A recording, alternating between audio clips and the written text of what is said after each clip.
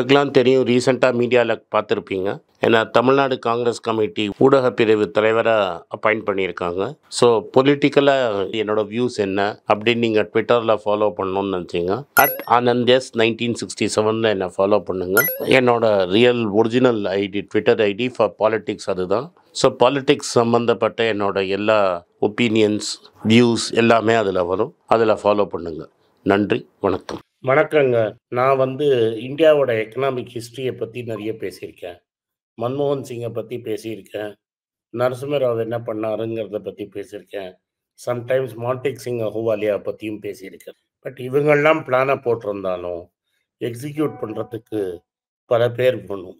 Reserve bank of இந்தியாவை அந்த சமயத்தில் நடத்தினதில் வெங்கட்ராமன் ஒருத்தருக்கும் அதுக்கப்புறம் சி ரங்கராஜனுக்கும் பெரிய ரோல் இருந்ததையும் நான் பேசியிருக்கேன். சில நாட்களுக்கு முன்னாடி எஸ் வெங்கட்ராமன்கிறவர் இறந்துட்டார். இந்தியாவோட எக்கனாமிக் கிரைசிஸ் போது எஸ் வெங்கட்ராமன் ஒரு ஆர்பிஐயோட கவர்னராக இருந்தார். ஆனால் இன்னைக்கு எஸ் வெங்கட்ராமனை பற்றி நான் பேசலை. இன்னைக்கு நான் பேச போகிறது வாகுல்னு இன்னொரு மனுஷரை பற்றி.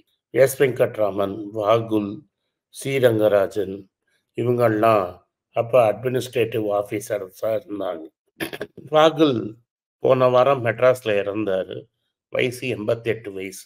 இன்னைக்கு இந்தியன் பேங்கிங் இண்டஸ்ட்ரி இப்படி இருக்குது, இவ்வளோ வைப்ரண்ட்டாக இருக்குது, ப்ரைவேட் செக்டர் பேங்கிங் இவ்வளோ தூரம் டெவலப் ஆகிருக்குன்னா அதுக்கு வாகுல் ஒரு பெரிய காரணம். ஸோ வாகுல் 1936 நம்ம ஊர் சென்னையில் பிறந்தவர். அவருக்கு 6 பிரதர்ஸ், ஒரு சிஸ்டர். ஸோ அவங்க குடும்பத்தில் 8 பேர். அவர் ஒரு மிடில் கிளாஸ் ஃபேமிலி, சவுத் மெட்ராஸில் இப்போ நம்ம இருக்கிற ஏரியாவில் பிறந்தவர். ட்ரிப்ளிகேனில் ஹிந்து ஹை ஸ்கூலில் தான் படித்தார். அதுக்கப்புறம் மாம்பலத்தில் இருக்கிற ராமகிருஷ்ணா மிஷன் ஸ்கூலில் படித்தார். காலேஜு நம்ம ஏரியா பக்கத்தில் இருக்கிற லயலா காலேஜில் பேசிக் கிராஜுவேஷனும் போஸ்ட் கிராஜுவேஷன் மெட்ராஸ் யூனிவர்சிட்டிலையும் படித்தார். இதெல்லாம் நம்ம டெய்லி பார்க்குற இன்ஸ்டிடியூஷன்ஸ். இதில் படிச்சுட்டு 20 வயசில் என்ன பண்ணுறதுன்னு யோசிச்சுட்டு இருந்தார். ஐஏஎஸ் எழுதுறதுக்கு இன்னும் 1 வருஷம் போகணுன்னு அப்போ ரூல்ஸ் இருந்தது. ஆக்சுவலி அவருக்கு ஐஏஎஸ் தான் போய் படிக்கணுங்கிறத ரொம்ப கிளியராக ஆசை. ஐஏஎஸில் அவரால் எழுதுறதுக்கு 1 இயர் ஆனோம். இன்னும் அந்த 1 இயர் அவருக்கு என்ன பண்ணுறதுன்னு சும்மா இருக்கிறதுனால அவங்க அப்பா சொன்னாருன்னு அவர் ஸ்டேட் பேங்க் ஆஃப் இந்தியாவுக்கு ப்ரொபேஷனரி எக்ஸாம் எழுதி ஸ்டேட் பேங்க் ஆஃப் இந்தியாவில் அவர் சேர்ந்துட்டார். இது ஐஏஎஸ்க்கு ஒரு பெரிய இழப்பாக இருந்தாலும் இந்தியன் பேங்கிங் இண்டஸ்ட்ரிக்கு ஒரு பெரிய வரப்பிரசாதமாக இருக்கும். அவர் ஒரு எக்ஸ்ட்ராடினரி லேர்னர், எக்ஸ்ட்ராடினரி திங்கர். பல பாஷை பேசுவார், பல சப்ஜெக்டில் மாஸ்டரி எடுத்தவர்.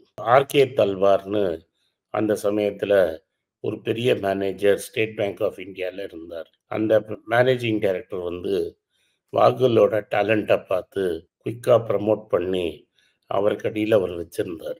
பல வருஷம் தல்வாருக்கு அடியில் வாகுல் ஒர்க் பண்ணதில் அவருக்கு ரொம்ப ஹைலி ஸ்கில்டு மேனேஜராக மாறினார். பல விஷயங்களும் டிஃபிகல்ட் ஜாப்ஸை ஸ்டேட் பேங்க் ஆஃப் இந்தியாவில் அவர் பண்ணார். இன்றைக்கி ஸ்டேட் பேங்க் ஆஃப் இந்தியா இப்படிலாம் ஸ்ட்ராங்காக இருக்கிறதுக்கு வாகுலும் ஒரு காரணம். வாகுல் ஒரு டர்ன் அரவுண்ட் ஸ்பெஷலிஸ்டாக மாறுறாரு. வாகுல் ஒரு டர்ன் அரவுண்ட் ஸ்பெஷலிஸ்ட் ஆனோன்னா சென்ட்ரல் பேங்க் ஆஃப் இந்தியான்னு ப்ராப்ளம் இருக்குது. இதுக்கு முன்னாடி ஒரு சின்ன விஷயத்தையும் நான் சொல்லிடுறேன். வாகுல் பாம்பேயில் ரொம்ப ரேப்பிடாக க்ரோத் வந்த உடனே இன்றைக்கி இருக்கிற சிவசேனா கட்சியோட முன்னாள் ஃபவுண்டர் தாக்கரே சவுத் இந்தியன்ஸுக்கு பாம்பேயில் ரொம்ப முக்கியத்துவம் கொடுக்கறது, ரொம்ப அவங்கள பிஎஸ்யூவில் அவங்களுக்கு ரேப்பிடாக க்ரோத்து கிடைக்கிறது, அவங்களுக்கு ப்ரமோஷன் கொடுத்து குயிக்காக க்ரோ பண்ணுறாங்க. இதுக்கு அகென்ஸ்டாக ப்ரொட்டஸ்ட் பண்ணணும், மராட்டி மானூஸுக்கு நீங்கள் இம்பார்ட்டன்ஸ் கொடுக்கறது இல்லைன்னு ஆரம்பித்தார். உடனே அவரை ஸ்டேட் பேங்க் ஆஃப் இந்தியாவிலேருந்து நேஷ்னல் இன்ஸ்டிடியூட் ஆஃப் பேங்க் மேனேஜ்மெண்ட்டுக்கு மாற்றுறாங்க. அதில் அவர் ரொம்ப நல்லா பர்ஃபார்ம் பண்ணுறாரு. அதுக்கப்புறம் அவரை என்ஐபிஎம்மோட ஹெட்டாகவே ஆக்கிடுறாங்க. He is the youngest head of the national institute of banking management. அது மூலமாக பல பேருக்கு இன்னைக்கு பேங்கிங் இண்டஸ்ட்ரியில் இருக்கிறவங்களோட ஒரு கேரியரை அவர் கைட் பண்ணி அவர் அதை ஸ்ட்ரென்தன் பண்ணுறார். இது என்ஐபிஎம்மில் அவர் செஞ்ச வேலை. அதுக்கப்புறமா அவர் என்ன பண்றாங்கன்னா, அவர் வந்து ஒரு troubled bank central bank of இந்தியாங்கிற பேங்க்ல ரொம்ப ட்ரபிள்டா இருக்கு. அத டர்ன் அரவுண்ட் பண்றதுக்கு மன்மோகன் சிங் அப்ப ரிசர்வ் பேங்க் கவர்னர் இருக்காரு. அவர ரெக்கமெண்ட் பண்ணி, அவர வந்து சென்ட்ரல் பேங்க் ஆஃப் இந்தியாவுக்கு பாஸா போடுறாரு. சென்ட்ரல் பேங்க் ஆஃப் இந்தியாவ அவர் டர்ன் அரவுண்ட் பண்ணிடுறாரு.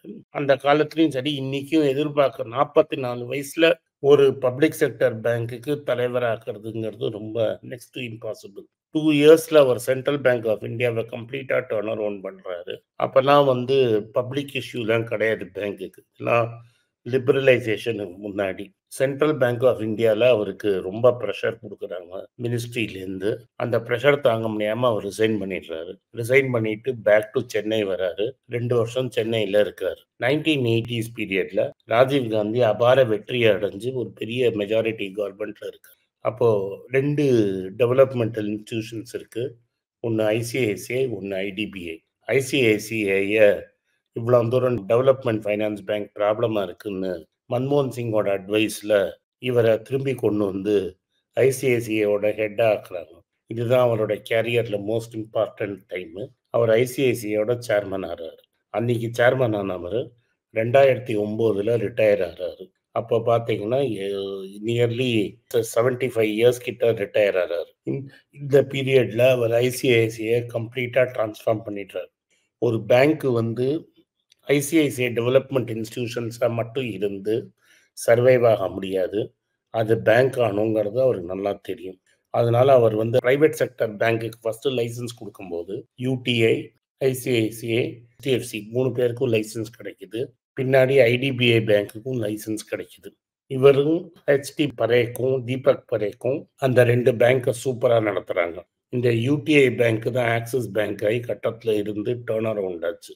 பட் இந்த ICICI bank did not put a foot wrong. From day 1 அது சூப்பரா பெர்ஃபார்ம் பண்ணிட்டு அண்ட் ஐசிஐசிஐல இருக்கிற ப்ராப்ளம்ஸ் எல்லாம் சால்வ் பண்றதுக்கு ஐசிஐசிஐ பேங்க்கும் ஐசிஐசியும் ரிவர்ஸ் மர்ஜர் பண்ணி ஒண்ணா ஆக்கிட்டாங்க பல வருஷத்துக்கு முன்னாடி. நியர்லி 15 இயர்ஸ் பேக் அது ஒண்ணாயிடுச்சு. வேறஸ் HDFC இப்பதான் பண்ண முடிஞ்சது.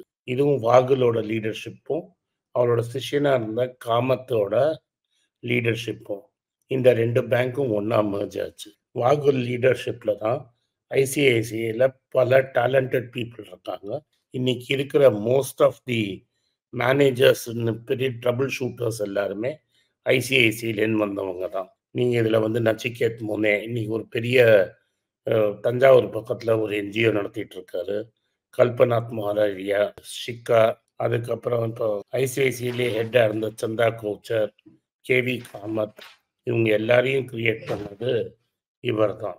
இன்னைக்கு அவங்களோட ஸ்டூடெண்ட் ஒருத்தர் தான் வைத்தியநாதன். வைத்தியநாதன் தான் ஐடிஎஃப்சி பேங்கை நடத்திட்டு இருக்காரு. ஸோ இவங்களோட எல்லா இடத்துல ஸ்டூடெண்ட்ஸும் பல இடத்துல போய் இன்னைக்கு இந்தியாவில் இருக்கிற பிரைவேட் பேங்கிங் ஸ்பேஸோட தந்தை நீங்க பார்த்தீங்கன்னா அது வாகுல் தான்.